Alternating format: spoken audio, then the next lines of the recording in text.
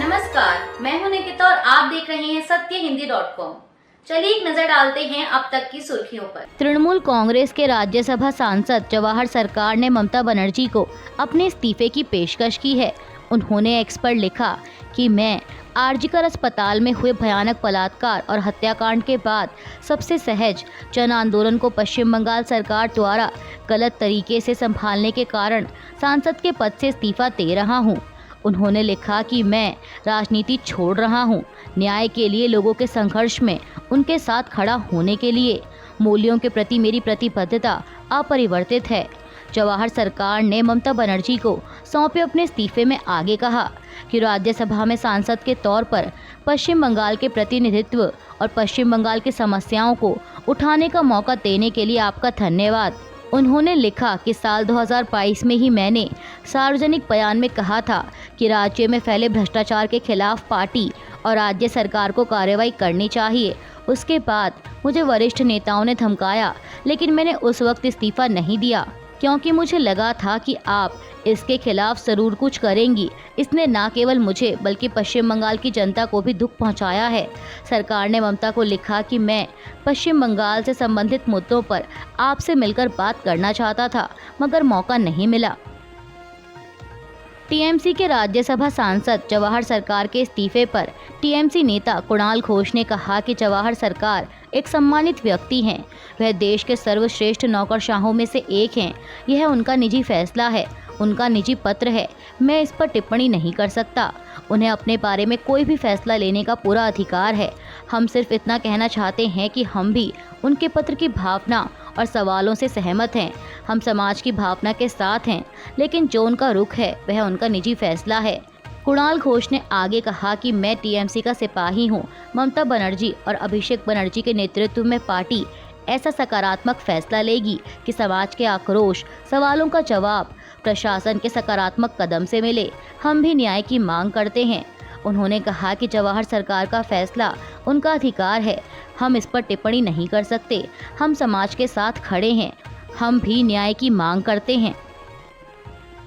हरियाणा विधानसभा चुनाव में कांग्रेस और आम आदमी पार्टी के बीच गठबंधन की खबरों को लेकर आप नेता राघव चड्ढा ने प्रतिक्रिया दी है। उन्होंने कहा कि गठबंधन को लेकर दोनों दलों के बीच चर्चा चल रही है।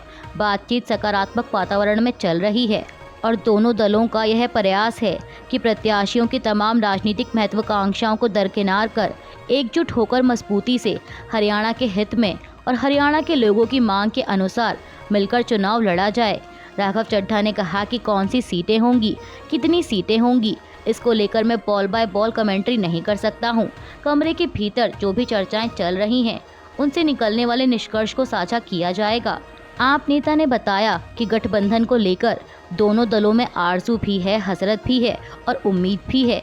नामांकन से पहले फैसला हो जाएगा और अगर मन नहीं मिले तो छोड़ देंगे। भारतीय पहलवान विनेश फोगाट और बजरंग पूनिया के कांग्रेस में शामिल होने के बाद बीजेपी नेता और कुश्ती महासंघ के पूर्व अध्यक्ष बृजभूषण सिंह की बयानबाजी लगातार जारी है। अब इसी कड़ी में सिंह पर प्रतिक्रिया देते हुए कांग्रेस नेता और पहलवान बजरंग पूनिया ने कहा कि हमारे कांग्रेस में शामिल होने से बृजभूषण सिंह और पूरी बीजेपी को दिक्कत है। उन्होंने कहा कि अगर हम बीजेपी में जाते तो देशभक्त हो जाते। हम कांग्रेस में आए हैं तो हमें देशद्रोही और जो पहले बोल रहे थे वही चीज़ें बोल रहे हैं। बजरंग पूनिया ने कहा कि मुझे लगता है कि बृजभूषण को मीडिया ने ज़्यादा हैवी कर रखा है, नहीं तो सबको पता है कि किस प्रवृत्ति का आदमी है। उनके ऊपर बोलना तो उसको खामखा हाइप देना है। केंद्रीय गृह मंत्री अमित शाह के बयान पर नेशनल कॉन्फ्रेंस के नेता उमर अब्दुल्ला ने कहा कि आतंकवाद के खिलाफ अगर किसी एक तंजीम ने कुर्बानियां दी हैं तो वो नेशनल कॉन्फ्रेंस ने दी है और मुझे अफसोस होता है जब गृह मंत्री इस तरह की बातें करते हैं, क्योंकि सियासी मतभेद हो सकते हैं लेकिन हकीकत को तोड़ मरोड़ कर पेश करना गलत बात है। कितने हजार नेशनल कॉन्फ्रेंस के कार्यकर्ता, विधायक और नेता कुर्बान हुए, क्या मुझे उन्हें यह याद दिलाना होगा? वे मेरी हुकूमत के 6 साल देखें जिसमें लगातार हर साल आतंकवाद का ग्राफ कम हुआ है। उसके मुकाबले पिछले 5 साल लगातार हर साल आतंकवाद का ग्राफ बढ़ता गया।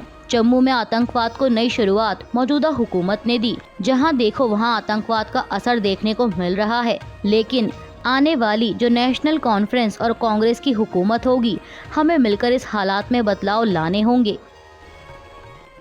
हरियाणा की राजनीति में एक और बड़ा धमाका हुआ है। दरअसल एबीपी की एक रिपोर्ट के मुताबिक आदित्य चौटाला इनेलो में शामिल हो गए हैं। आपको बता दें कि आदित्य चौटाला चौधरी देवीलाल के सबसे छोटे बेटे जगदीश चौटाला के बेटे हैं और 2 दिन पहले ही उन्होंने हरियाणा कृषि मार्केटिंग बोर्ड से इस्तीफा दिया था। आदित्य चौटाला साल 2014 में भाजपा में शामिल हुए थे। 2019 में बीजेपी सरकार ने उन्हें state cooperative agriculture and rural development bank limited का चेयरमैन बनाया था और इस पद से चौटाला 2 दिन पहले ही इस्तीफा दे चुके हैं। उन्होंने इनेलो विधायक अभय सिंह चौटाला की मौजूदगी में इनेलो का दामन थामा और इस मौके पर आदित्य चौटाला ने बड़ा दावा करते हुए कहा कि इनेलो का कुनबा लगातार बढ़ता जा रहा है। बीजेपी के और भी बड़े नेता इनेलो में आने को आतुर हो रहे हैं। केंद्रीय मंत्री राजीव रंजन सिंह उर्फ लल्लन सिंह ने कहा है कि बिहार विधानसभा की राजनीति में नीतीश कुमार एक धुरी हैं। नीतीश कुमार का हाथ जिसके साथ रहता है वही बिहार में शासन करता है। नीतीश कुमार ने तो कह दिया कि उन्होंने 2 बार आरजेडी के साथ गठबंधन करके गलती की। नीतीश कुमार की यूएसपी है भ्रष्टाचार पर 0 टॉलरेंस, लेकिन इन लोगों ने गठबंधन के बाद नीतीश कुमार के सिद्धांत को तार-तार कर दिया था। भाजपा के पूर्व सांसद बृजभूषण सिंह ने एक बार फिर पहलवान विनेश फोगाट पर बड़ा आरोप लगाया है। सिंह ने आज रविवार को कहा कि जैसे महाभारत में द्रौपदी को दांव पर रखकर पांडवों ने जुआ खेला था, ठीक वैसे ही यहाँ महिला पहलवानों की प्रतिष्ठा को दांव पर लगाकर दांव खेला गया है। भाजपा नेता ने कहा कि मेरे खिलाफ जिन महिला पहलवानों ने विरोध प्रदर्शन किया वो सिर्फ उनका ही प्रदर्शन नहीं था, बल्कि उन्हें आगे करके किसी और ने अपना दांव खेला था। इस पूरे खेल के पीछे भूपेंद्र सिंह हुड्डा और दीपेंद्र हुड्डा हैं। महाभारत के समय पांडवों ने द्रौपदी पर दांव लगाया था और देश ने आज तक इस बात के लिए पांडवों को माफ़ नहीं किया है। ऐसे ही जो दांव हुड्डा परिवार ने हमारी बहन बेटियों के सम्मान को दांव पर लगाकर खेला है, इस बात को भी आने वाला कल माफ़ नहीं करेगा। बृजभूषण सिंह ने आगे कहा कि कांग्रेस उनकी कुंडली में ही बैठ गई है। जब भी उनके या उनके परिवार के खिलाफ कुछ होता है तो उसके पीछे कांग्रेस का ही हाथ होता है। फिलहाल ये मामला कोर्ट में है और मुझे पूरा भरोसा है कि मैं इससे निकलकर बाहर आऊँगा। आपको बता दें कि बृजभूषण सिंह ने कल शनिवार को भी विनेश फोगाट पर निशाना साधा था। उन्होंने कहा था कि विनेश फोगाट को ओलंपिक में क्वालिफाई करने से पहले बेईमानी करके जिताया गया था और इसका परिणाम भगवान ने उन्हें ओलंपिक में दे दिया है। हरियाणा विधानसभा चुनाव में जुलाना से कांग्रेस का टिकट मिलने के बाद विनेश फोगाट ने एक रैली निकाली।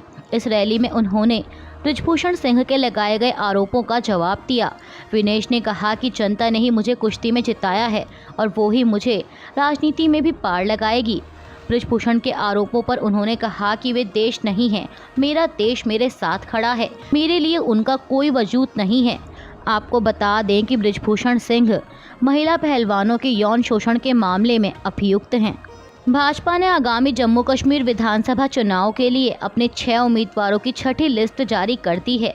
लिस्ट के मुताबिक करनाह से मोहम्मद इदरीस करनाही, हंदवाड़ा से गुलाम मोहम्मद मीर, सोनावारी से अब्दुल रशीद खान, बांदीपोरा से नसीर अहमद लोन, गुरेज से फ़कीर मोहम्मद खान और उधमपुर ईस्ट से आरएस पठानिया को टिकट दिया गया है।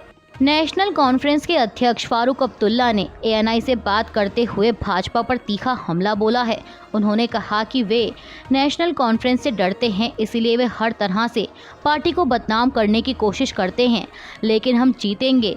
फारूक अब्दुल्ला ने कहा कि मैं गृहमंत्री अमित शाह से बस इतना कहना चाहता हूं कि हम उस भारत के खिलाफ हैं जो वे बनाना चाहते हैं। भारत सबका है, हिंदू मुस्लिम सिख बौद्ध ईसाई सबका है। हम घुसपैठिए नहीं हैं, हम मंगलसूत्र छीनने नहीं जा रहे हैं जो वे मुसलमानों पर उंगली उठा रहे हैं। उन्हें पता होना चाहिए कि मुसलमानों ने भी देश की आज़ादी के लिए अपनी जान कुर्बान की है। वे केवल हिंदुओं को डराने की कोशिश करते हैं, लेकिन अब हिंदू वह हिंदू नहीं हैं। एनसी अध्यक्ष ने आगे कहा कि वे कहते हैं अगर नेशनल कॉन्फ्रेंस और कांग्रेस सत्ता में आती है तो आतंकवाद फिर से शुरू हो जाएगा।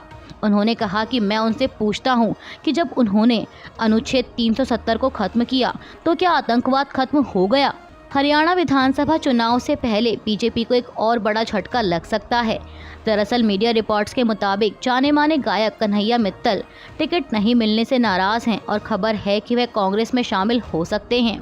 आपको बता दें कि कन्हैया मित्तल ने ही यूपी चुनाव में जो राम को लाए हैं हम उनको लाएंगे गाना गाया था, जो कि बहुत चर्चित हुआ था। अब एबीपी न्यूज़ से बातचीत के दौरान जब उनसे पूछा गया कि उनके मन में क्या टिकट ना मिलने को लेकर नाराज़गी है, इस पर कन्हैया मित्तल ने कहा कि नाराज़गी नहीं है, लेकिन मेरा मन कांग्रेस के साथ जुड़ रहा है। उन्होंने कहा कि मैंने पहले किसी पार्टी के लिए काम नहीं किया, लेकिन मुझे लगता है मुझे कांग्रेस के साथ जुड़ना चाहिए। कन्हैया मित्तल ने कहा कि विनेश फोगाट भी कांग्रेस के साथ जुड़ी हैं, उसके बाद भी उनको आलोचनाओं का शिकार होना पड़ रहा है।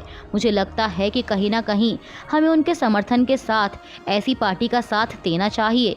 उन्होंने कहा कि बात बनती है तो वे कांग्रेस में जरूर जाएंगे। बांग्लादेश में धार्मिक मामलों के सलाहकार एएफएम खालिद हुसैन ने कहा है कि बांग्लादेश भारत के साथ मित्रवत व्यवहार चाहता है।